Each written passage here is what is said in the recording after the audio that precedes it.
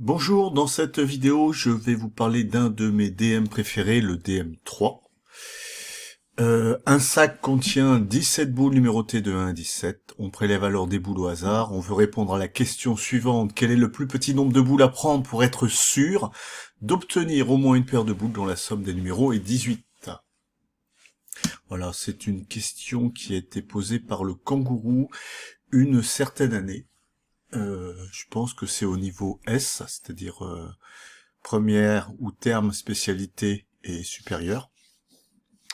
De cette question, j'en ai fait un petit devoir à la maison, qui peut être fait par n'importe quel élève qui connaît la notion de fonction. Je répète la question.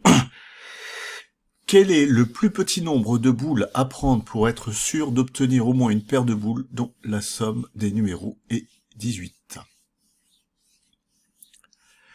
Alors, 2 boules par exemple n'est pas suffisant, parce que si je tombe sur la boule 5 et 3, eh ben la somme, ça fait 8. Ça suffit pas. Il en faut sûrement plus. Alors partie A. Supposons que l'on ait prélevé les 9 boules numérotées de 1 à 9. A-t-on une paire de boules dont la somme des numéros est 18? Qu'en déduit-on sur le plus petit nombre de boules cherchées?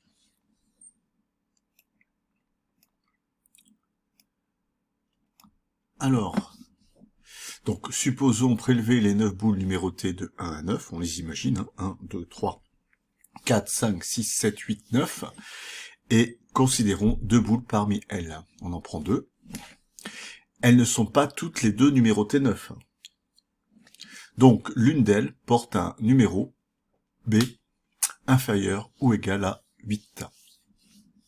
Notons B', le numéro de l'autre boule. On a donc B qui est inférieur à 8 et B' inférieur ou égal à 9. On fait la somme des deux numéros. B plus B', ça fait... Donc c'est B plus B' est inférieur à 8 plus 9, c'est-à-dire 17. Et B plus B' inférieur ou égal à 17, ça implique que B plus B' n'est jamais égal à 18.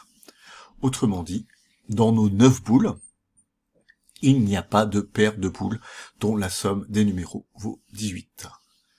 Donc si on choisit 9 boules, et si malheureusement on tombe sur cette configuration-là, eh ben aucune paire de boules n'auront des numéros dont la somme vaut 18. Donc il faut donc qu'on ait plus de 9 boules. Et le nombre cherché est donc supérieur ou égal à 10. Partie B.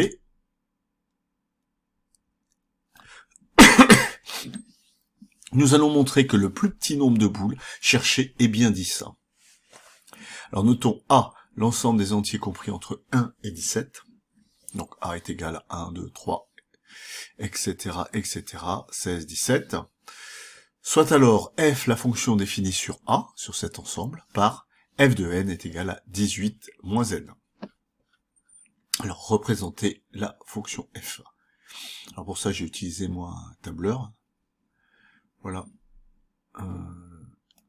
Alors dans la première colonne, j'ai mis les éléments de A. Vous voyez, c'est les entiers de 1 à 17.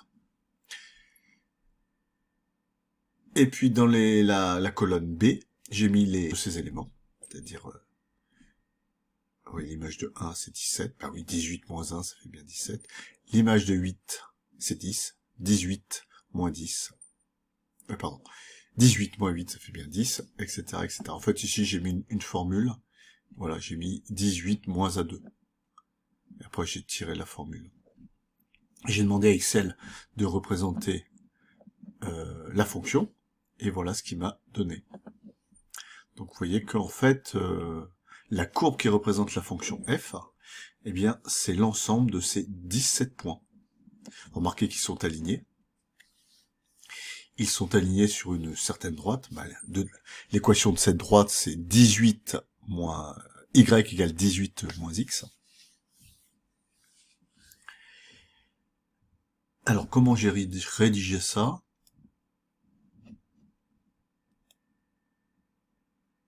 Voilà, alors, partie B, A, CF, c'est-à-dire la courbe qui représente la fonction f, est formée des points de la droite D d'équation y égale 18 moins x, dont l'abscisse est un entier compris entre 1 et 17. Vous voyez que tous les points de cette droite ne font pas partie de la courbe CF. Donc si vous avez tracé une droite, c'est pas tout à fait correct. La courbe CF est formée des points de la droite dont l'abscisse est un entier compris entre 1 et 17. Si bien que CF ne contient que 17 points. Et cet ensemble, on dit que ça forme un ensemble discret. Vous voyez, les points sont séparés les uns des autres. Voilà. Donc c'est une courbe un petit peu curieuse.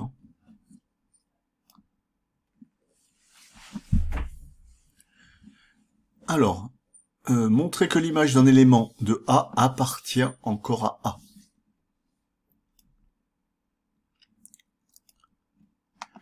Alors, voilà. Considérons petit a un élément de A. Donc c'est un entier compris entre 1 et 17. Et la question qu'on se pose, a-t-on l'image de ce petit a? Est-ce que cette image appartient à grand A? Alors, pour montrer ça, il suffit de montrer que f de A est un entier, premièrement, et deuxièmement, qu'il est compris entre 1 et 17. Alors on justifie d'abord que c'est un entier. Bien, f de A par définition c'est 18 moins A, mais si A est un entier, moins A est un entier aussi. Et quand on ajoute 18 à moins A, on obtient encore un entier. Donc 18 moins A et donc f de A sont aussi des entiers. Alors maintenant, il faut montrer que cet entier f de A est compris entre 1 et 17. Alors, on part de ce que l'on sait de A, c'est-à-dire A compris entre 1 et 17. En multipliant par moins 1 cette double inégalité, on obtient moins 1 supérieur à moins A supérieur à moins 17. Je rappelle que multiplier par un nombre négatif change le sens de l'inégalité. On ajoute 18 aux trois membres de l'inégalité, on obtient 18 moins A, compris entre 18 moins 1 et 18 moins 17. 18 moins 1, ça fait 17, 18 moins 17, ça fait 1, et donc finalement, ça fait f de A, compris entre 1 et 17. Donc, tout à l'heure, on a montré que f de A était un entier, et là, on vient de montrer que f de A est compris entre 1 et 17. Donc, f de A appartient à grand A. Voilà. Donc la fonction, en fait, c'est une fonction qui va de A dans A. A priori, elle allait de A dans l'ensemble des réels. Petit c, montrer que tout élément de A est l'image d'un seul élément de A par F.